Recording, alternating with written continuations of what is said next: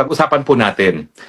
Napakita sa Facebook kanina yung judge na nagbasa ng husga ng appeal chambers na binabasura ang interim release ni Tatay Digong na nagrereklamo kung anong epekto ng freeze ng Amerika sa lahat ng mga assets ng ICC, kasama na sa mga assets ng mga judges at prosecutor ng ICC. Abay, masalimuot pa lang nangyari sa kanila. Ang sabi ng judge na yan, wala siyang mabuksan na bank account miski sa Europa, wala siyang syempre credit card at pati ang mga visa ay frozen. Paano ba kasi nai-implement ang freeze ng mga Amerikano sa mga assets hindi lamang ng ICC kundi sa lahat ng mga judges at prosecutor ng ICC? Well, alam niyo sa larangan ng international law, controversial itong unilateral sanctions na ini-impose ng iba't ibang bansa. No? Bakit siya controversial? Kasi nga, lahat ng mga batas ng isang bansa pwede lang mapatupad sa sarili mong teritoryo. Hindi dapat lalabas ang teritoryo mo. No? Pero itong ginagawa ng Amerika, unang-una niyang ginawang sanctions ay yung trading with Cuba. Bawal mag-trade sa Cuba. No? Tapos ngayon naman, ito nga, nagkaroon ng sanctions laban sa pondo ng ICC at sa lahat ng mga opisyales ng ICC, kasama na yung prosecutor at ang mga huwes. So, paano ba na-implement yan? Well, theoretically, dapat yan sa Amerika lang napapatupad. Pagdating sa ICC, wala naman sila mga account sa Amerika. Pwede bang walang epekto yan? Hindi rin. Kasi, sa larangan ng banking, importante yung isang American na system na tinatawag na SWIFT. Yung SWIFT is an American electronic system na ginagamit natin para paglipat ng pondo. So kung ikaw ay magte-telegraphic transfer, SWIFT ang gagamitin mo. So ang unang-unang nawala sa sa ICC at sa mga judges at prosecutor ng ICC ay yung SWIFT. So hindi sila makatanggap ng pera from abroad. Now, hindi ko alam kung paano ngayon ang ginagawa ng ICC para makatanggap ng pondo sa kanyang operasyon, no? Nang walang SWIFT account. Alam naman natin na ang pondo ng ICC nanggagaling sa mga miyembrong bansa, kasama na doon sa mga pribadong pwedeng mag-donate sa ICC. Controversial yung donasyon na yan, ha? Kasi nga, paano ka magiging patas na mahistrado na tumatanggap ng donasyon? Ang chismis nga, ang mga Marcoses, through iba-ibang mga fake corporations or holding corporations, posibleng nagdo-donate sa ICC, kaya talagang pinupuruhan si Tatay Digong. At sinasabi ko lang naman, possibility. Kasi nga, unlike yung hukuman ng Pilipino na hindi po pwedeng tumanggap ng donasyon, siya po pwede. So, pupunterihin nga natin yan yung mga sino nagdo-donate ngayon sa ICC nang malaman natin kung mayroong mga Pilipinong nagdo-donate dyan dahil talaga namang nakaka-intriga kung sino talaga ang nagpopondo sa ICC. Alam ko, yung mga dating mga mayayaman na talagang sumusuporta sa kausa ng karapatang pantao, si George Soros, lalong-lalo na ay talagang nangunguna. No? Pero dahil nagkaroon ng kapangyarihan tumanggap ang ICC, pwede, pati mga Marcoses, tinatanggapan. So, aalamin natin yan. Pero anyway, so unang-una, nawala yung SWIFT. Nawala yung kanilang pagkakataon na magpadala ng pondo. Now, ang diferensya sa Amerika, hindi lang siya, yung freeze niya, applicable doon sa mga korporasyon na nasa Amerika. Lahat ng korporasyon na mayroong presensya sa Amerika dapat sumunod sa freeze. At yan yung problema sa Europa. Kaya ang ginagawa ng Europa ngayon, para maiwasan yung unilateral freeze ng Amerika, gumagawa sila ng batas na nagsasabi na hindi po pwede sumunod sa batas ng freeze ng Amerika. So gumagawa sila ng counter legislation na nagsasabi na walang bangkong European ang dapat sumunod. Ang problema, miski may ganyang batas sa Europa, ang Amerika naman, ang kanyang construction ng kanyang freeze order ay hindi lang sa mga Amerikano.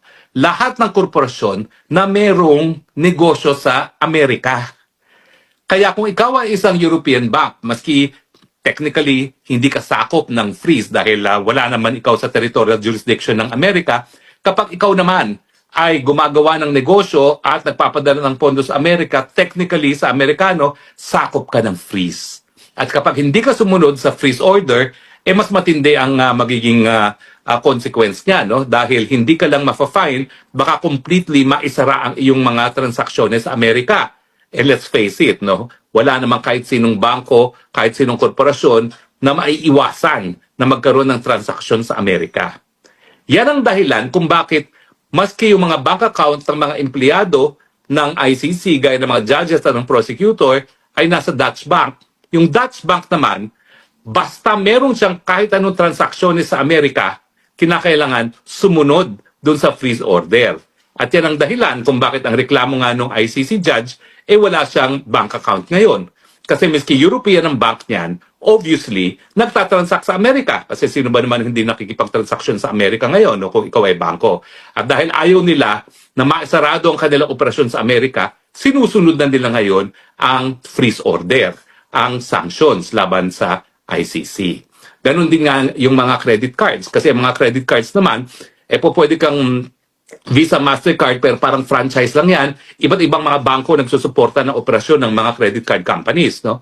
Pero dahil nga na-honor ang transaksyon ng isang credit card, hindi lang naman sa Europe kundi sa Amerika, at kung ayaw ng credit card company na hindi sila labas ng pondo para bayaran ng mga purchases sa Amerika, kinakailangan sumunod din yan sa freeze order ng Amerika. Now, alam mo, nagbibigay pag-asa yan kay Tatay Digong. Dahil sa tindi ng sanctions ng Amerika ngayon sa ICC, I think it is a matter of time na talagang makikripol ang operation ng ICC.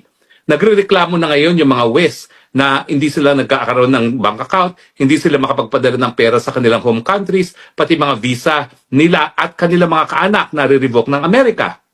Now, imagine yourself, ikaw isang foreign judge, nagtatrabaho ka sa Amerika, sa ICC, pero ang pamilya mo nandoon sa iyong home country, hindi ka makapagpadala ng pera, paano gagawin mo? Di ba? Sino ngayon ang gusto magtrabaho sa ICC kung hindi ka pwedeng magpadala ng pera sa iyong home country? At saka, ang nakakatawa dyan, maski sa Netherlands, may mga card companies naman na hindi naman nakadomicile sa Amerika, hindi ka rin bibigyan ng card company dahil natatakot sila, dahil ikaw ay specified sa sanctions ng Amerika. Pag binigyan kanila ng credit card, baka matigil ang operasyon nila sa Amerika. So ano ngayon ang buhay ng mga judges at prosecutors sa ICC? It's a cash society. So nakakatawa talaga yan kasi ako tumira ako dun sa, well, anyway, dito sa Europa, no? Paano ka magbabayad ng upa mo? Lahat yan ay electronic na, no? Sa Pilipinas, GCash. Dito may counterpart sila na lahat talaga halos ng transaksyon ay electronic. Walang ganyang facility ngayon ang mga judges at mga prosecutor at mga empleyado ng ICC. So talagang dapat sila mabuhay as cash. Pero ang pinaka-nakaka-intriga nga is, paano pinapasok ng Japan as the biggest donor country sa ICC, yung contribution niya sa ICC na hindi gumagana yung SWIFT? Ewan ko, siguro ginagawa nila cash. Siguro through the Embassy of Japan, pinapadala na cash at pinapapasok dito sa bank account sa Netherlands.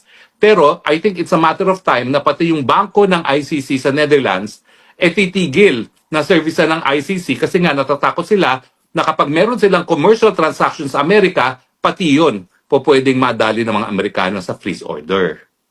So, sa suma total, huwag tayo mawalan pag-asa. Alam ko na basura na with finality yung ating hiling na magkaroon ng interim release si Tatay Digong. Nabasura na ng trial chamber yung ating question sa jurisdiction ng hukuman, didesisyonan pa yan ng appeals chamber. At ang sabi ko nga sa inyo, minsan i-discuss ko yan dahil maganda naman yung sinumite ng kung sino man ang nagsulat nung appeals ni Tatay pagdating sa jurisdiction. At pangatlo, meron pa yung issue kung kaya ba niyang humarap sa isang paglilitis na didesisyonan pa lang ng pre-trial chamber at meron pang appeal yan. So meron pa tayong at least 2 pagkakataon para mapalaya si Tatay Digong. Yun nga yung sa appeal sa jurisdiction na kapag tayo ay nanaig dyan, ay uwi ng Pilipinas si Tatay Digong at saka yung unfit to stand trial na may possibility na mapalaya at mapauwi rin sa Pilipinas si Tatay Digong. Pero ang pangatlo pa is kapag tuluyang na-paralyze ng operation ng ICC. At sa tingin ko, doon sa kinuwento ng appeals chamber judge ng ICC na napakahirap ng buhay nila na ang ICC ay frozen ang kanilang finances, binibilang na lang natin ng araw bago sumuko ang ICC at sabihin hindi na namin kaya. Dahil importante talaga ang banking system, no? Now, sa totoo lang, hindi ko talaga alam kung paano nabubuhay yung mga maestrado ngayon at mga prosecutors. Dahil ako, biski ako is asylum seeker, kahit paano meron akong access to the banking system, no? Binibigyan talaga kami ng karapatan na magbukas ng bank account. Dahil kung wala kang bank account, wala ka talagang buhay dito sa Europa. They are moving towards a cashless society na pati sa bus hindi ka talaga makakasakay ng kahit anong bus, kahit anong sinong tren kung wala kang credit card na itatap, no? Everything is electronic. So sa tingin ko nga, ang isa pang pangatlo na posibilidad dahil nga sa sanctions ng Amerika tuluyan na magsasara ang ICC dahil hindi nila masusustain ang operations na on a cash basis. Kung meron pa silang matatanggap na cash. Kasi yung mga kontribusyon ng mga member countries, hindi makakapasok dahil hindi yan makakadaan sa SWIFT system nga, no, na still American-owned. Ang nakakatawa nga doon sa sabi ng judge, pati ba naman computer program, wala sila. Dahil ang computer program, Google. So ang ginagamit nila, pati sa email, is Proton, hindi na Google. At napakahirap talaga ng buhay nila. Talaga namang nagpupursige lang sila para magpatuloy, no? Pero yan po ay isang, kumbaga, pag-asa ni Tatay Digong na dahil nga hindi na po kakayaning mag-operate ng ICC dahil sa sanction ng Amerika, kinakailangan pauwiin na siya. Dahil kung hindi naman siya talaga mahahatulan at hindi na po pwedeng gumana ang hukuman, syempre, labag naman sa karapatang pantao na patuloy siyang ikulong. Kaya nga po, sinasabi ko, at kami naman na wala na kaming ginawa dito kay Tatay Digong, kundi dasal. At nagagalak naman ako na iba pang mga Pilipino ay sumunod sa aming yapak at nagdadasal na lamang, pagpatuloy po natin ang pagdasal. Dahil we do not know. God works in mysterious ways. Merong dahilan kung bakit siguro pinayagan ni Panginoon na makidnap si Tatay Digong dito sa Hague. Pero sa aking pananaw, siguro ang dahilan dyan para nga magkaisa ang taong bayan, para yung mga nagdududa pa kung tama ba na magpatuloy pa sa pwesto ang Marcos administration, talagang magising sa katotohanan na malaking pagkatraidor sa pagiging Pilipino at sa soberenya ng Pilipino ang ginawang pagkikidnap kay Tatay Digong dyan papunta dito sa Hague.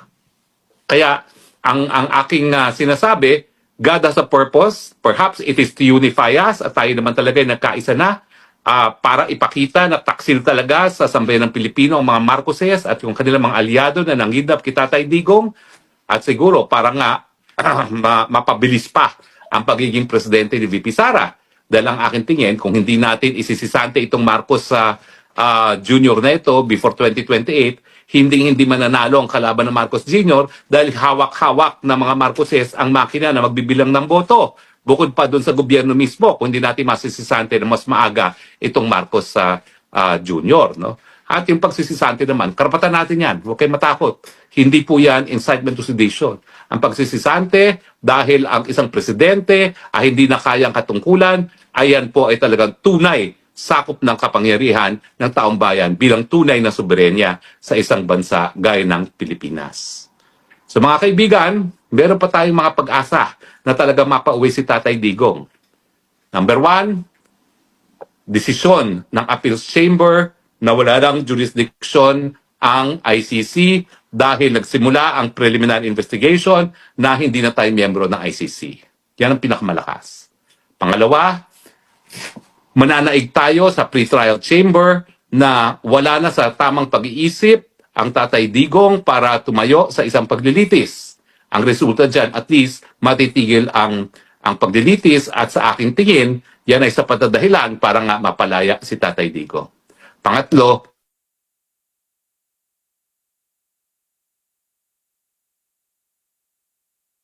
hindi na nila kaya mag-operate dahil ang kanilang mga finances ay frozen na dahil sa freeze ng Amerika.